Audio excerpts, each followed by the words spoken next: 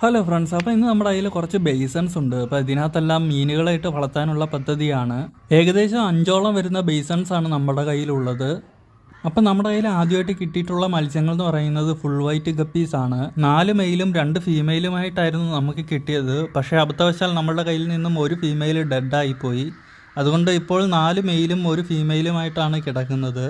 അപ്പോൾ ഇനി ഇതിൻ്റെ പ്രത്യേകത പറയാം. ഇതിൻ്റെ മെയിലിന് ഹെഡ് ഭാഗം ഒഴിച്ച് ബാക്കി ബോഡി മുഴുവനായിട്ട് വൈറ്റ് കളറാണ് വരുന്നത്.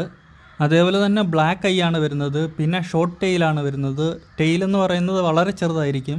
അതേപോലെ തന്നെ ഇതിൻ്റെ ഫീമെയിൽ ഗപ്പിയെ എടുക്കുകയാണെങ്കിൽ കളറ് വളരെയധികം കുറവായിരിക്കും. കാണാൻ ഒരു സാധാരണ ഗപ്പിയെ പോലെയായിരിക്കും. അപ്പോൾ ഇതൊക്കെയാണ് ഫുൾ വൈറ്റ് ഗപ്പീസിൻ്റെ പ്രത്യേകതകൾ എന്ന് പറയുന്നത്. ഇനി നമുക്ക് എന്തായാലും നമ്മളുടെ ഗപ്പീസിനെ വെള്ളത്തിലേക്ക് തുറന്നു വിടാം. അങ്ങനെ നമ്മളുടെ ഒന്നാമത്തെ ബേസിനിലായിട്ട് നമ്മളുടെ ഗപ്പീസിനെ എല്ലാം തുറന്നു വിട്ടിട്ടുള്ള ഒരു കാഴ്ചയാണ് ഇക്കാണുന്നത്. അപ്പോൾ ഇനി വരുന്ന വിശേഷങ്ങളുമായി അടുത്തൊരു ഷോർട്ട് വീഡിയോയിലൂടെ നമുക്ക് കാണാം.